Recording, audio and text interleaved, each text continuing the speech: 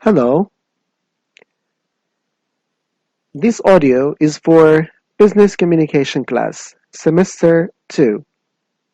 And in this audio, I'll be talking about the writing process for business messages. I repeat again, the writing process for business messages.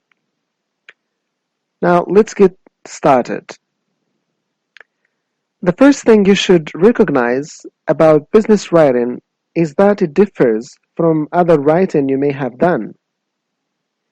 In preparing high school or university compositions and term papers, you probably focus on discussing your feelings or displaying your knowledge.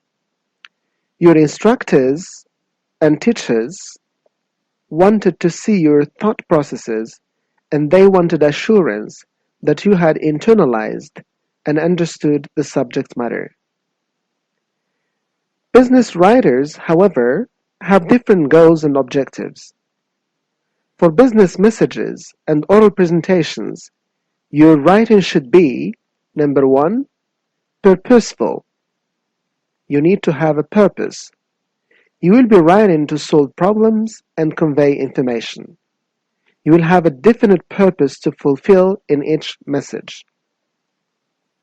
Number two, your writing should be persuasive. You want your audience to believe and accept your message. Number three, your writing should be economical. You will try to present ideas clearly but concisely. Length is not rewarded in business writing.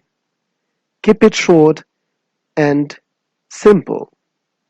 As I always say, the longer your sentences and paragraphs are, the more awkward, redundant, and ambiguous they will be. And number four, your writing should be audience-oriented. You will concentrate on looking at a problem from the perspective of the audience instead of seeing it from your own perspective. This is the you attitude. And the you attitude is a style of writing in which the receiver or the reader is emphasized instead of the writer of the letter. These distinctions actually make the writer's task easier. You will not be searching your imagination for creative topic ideas. You won't be stretching your ideas to make them appear longer. Writing consultants and business people complain that many university graduates entering the business world have at least an unconscious perception that quantity enhances quality.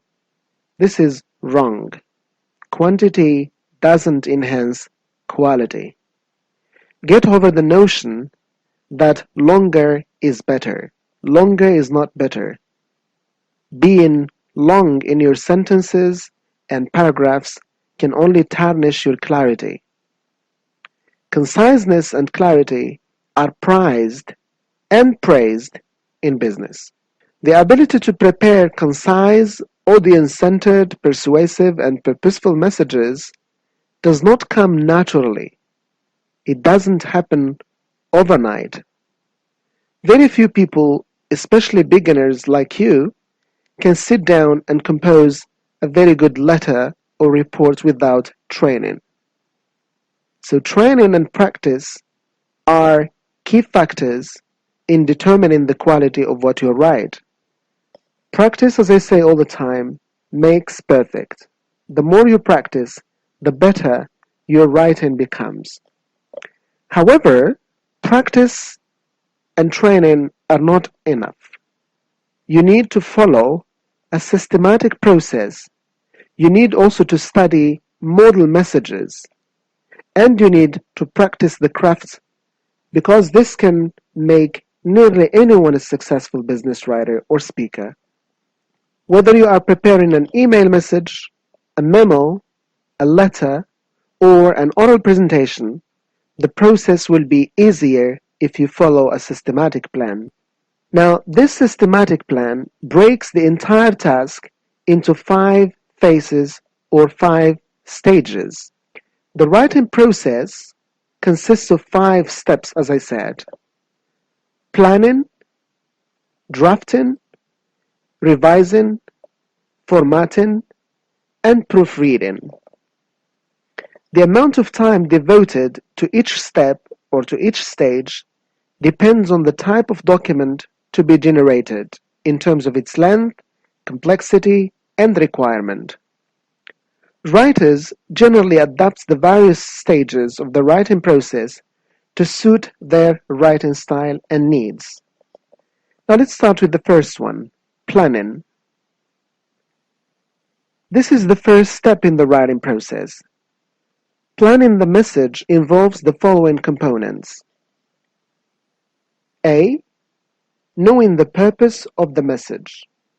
Determining the purpose of your message, whether it is an email, a letter, a memo, or whatever business communication document. B. Knowing the audience, analyzing the audience, identifying what kind of audience you are writing to. C. Determining the contents of the message. D. Gathering and collecting information. And finally, E. Organizing the message. Begin the writing process by determining the purpose of the message. That is to say, whether the message is meant to give information, to persuade, request, instruct, etc. Try and determine the purpose as specifically as possible. Knowing the purpose of the message helps the writer in determining what his writing style would be like. The next step of planning the writing is analyzing the audience in terms of who would be reading the message, what your relationship with the audience is, and how the audience is expected to react to the message. The content, organization, and tone of the message depend upon these factors. The tone of the message in terms of the degree of formality of the message is affected by the relative status of the reader and the writer. The content is influenced by knowledge of the audience, their interest, and the demographic characteristics of the audience. Anticipation of the audience reaction also should be taken into account while planning the writing. If the reader reaction is likely to be positive, you can use a direct approach by beginning with important details and coming straight to the actual point in the message. A likely neutral reaction of the audience can be converted into a positive reaction by using the first few lines to catch the reader's attention and convince the reader of the importance of what you as a writer are trying to convey. In case you anticipate a negative reaction, build a rapport with the reader in the introduction of the message. Start with a neutral statement and then supply lots of evidence and arguments in support of your statements, and through logic, increase the acceptability of the message. The next step is determining the content, meaning what goes into the message. Based on the purpose and the analysis of the audience, determine what the content of the message should be. Avoid including irrelevant information that wastes the time of the reader. At the same time, do not leave out information which may be vital to the communication. Two common techniques to determine what goes into the content of the message are brainstorming and mind mapping. Brainstorming is a useful strategy in which we can jot down information and ideas, write down possible leads, and anything else you think might be helpful in constructing your message. The aim, of course, is for quantity, not quality at this stage. Don't evaluate your output unless you have run out of ideas. Then begin to refine, delete, combine, and revise your ideas to form the basis for your message. Mind mapping, another possible strategy, it is also called clustering, is a process that avoids the step-by-step limitation of lists. Instead, you write the purpose of your message in the middle of the page and circle it. Then, as you think of possible points to add, write them down and link them by a line either to the main purpose or to another point. As you think of other details, add them where you think they might fit in. The visual outline offers flexibility and encourages free thinking. Once you plan the content, gather all the information that you will need to facilitate your writing.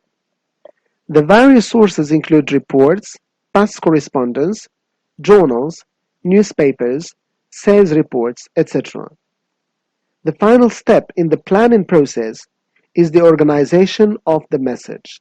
That is to say, deciding what goes where in the message. Use the direct approach, which involves presenting the major idea first, followed by supporting details for routine and good news messages. For persuasive and bad news messages, and messages in which you anticipate a negative reaction, use the indirect approach. Here, you first prepare the reader to receive the message and then convey the message. The supporting ideas are presented first, followed by the main idea. Now, the second stage in the writing process is drafting. Once you have the information and plan to organize the information, start writing. Compose the first version of the message. In the first draft, do not pay much attention to the style or format of the message. Concentrate more on the content part of the message. Just put your ideas on paper. Remember that it is not possible to have a perfect message in the first draft itself. Leave it for the next stage in the writing process. And the next stage, which is the third stage, is revising. Once the draft is ready, revise the writing. You may need 2 or more revisions to get the writing in the shape you intend it to be. Revise the writing for content, style, and correctness.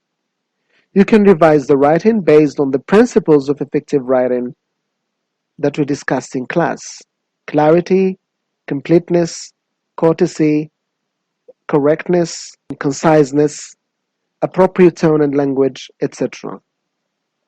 Also, ensure that you have included all the relevant information. The writing should have an impressive style and should be effective. At the same time, it should be accuracy, that is to say, free from grammatical and content errors. The fourth stage in the writing process is formatting. Presentation of the written message in an impressive layout with an appealing appearance is essential. Some documents need to follow a standard format. Like, for example, a business letter needs to follow the regularities of writing a business letter in terms of its format. And the full blocked style format requires the use of specific parts in specific possessions in the letter. The return address should come first, then the date, then the inside address, then the salutation, the body, the complimentary clause, the signature block, and finally the enclosures. Formatting helps the reader to find certain information in a particular possession. It gives a neat and visually appealing look to the document. That's why we need to focus a lot on the correct format of the document we are writing. The last stage in the writing process is proofreading.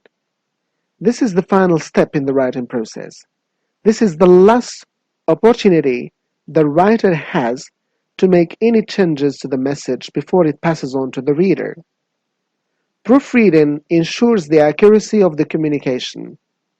Proofread the message for content, typographical and format errors.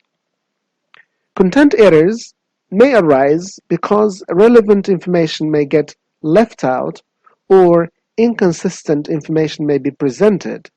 That is to say, information which is contradictory or information which might be actually incorrect. Most of the content errors are taken care of in the revising stage. Typographical errors include spelling and punctuation mistakes, missing out a word, a line, or a complete paragraph while typing, duplication of words, or typing figures or words incorrectly from the manuscript. Using the spell check function available in most word processing software helps identify many of these errors. Like, for example, if you are using Microsoft Word, you can use the spell check function, which is integral to this software, and it will automatically pinpoint your errors. You can also use the grammar check function, which is available and integral to Microsoft Word, and it will signal your grammar mistakes as well. Formatting errors relate to inappropriate font size, font, heading, subheading, possession, numbering of section, subsections, etc. Now, as a summary of what I said in this audio, written communication is an inherent part of business communication. We generally write to express our thoughts and feelings and to share ideas, to instruct, to inform, or perhaps influence and persuade people. In this audio, I basically focused on the 5 stages of the writing process, that is to say, planning, drafting, revising, formatting, and proofreading.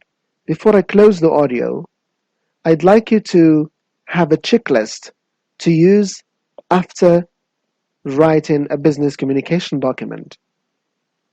This checklist is a set of questions that you need to ask to make sure of the quality of your writing. You can ask these questions at the end. Did I choose understandable words? Is my choice of words appropriate? Are my words clear enough for the reader to understand? Did I use specific, precise words? Did I choose strong words?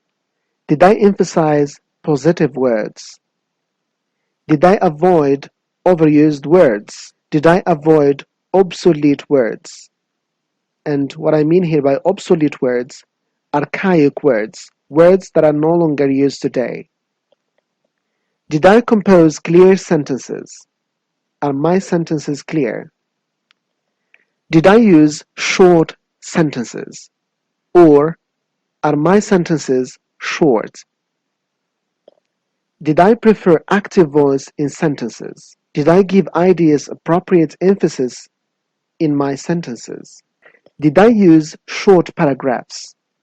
Did I develop paragraph unity and coherence by using transitions, by moving from idea to idea smoothly and logically? Did I organize paragraphs logically? Did I give ideas appropriate emphasis in paragraphs? Did I avoid biased language? Was my language considerate? Did I respect cultural differences, ethnic differences, racial differences, and religious differences? Now, these questions, if you ask them at the end of your writing process, you can ensure that your document is well written. Now, that is for today's audio. I hope that it was clear. I hope now that you understand the writing process and its stages, and I hope that you can implement these stages to write an effective business communication document. The checklist that I presented at the end can be used to review and ensure the utmost quality of your document. Thank you very much for listening, and see you in another audio.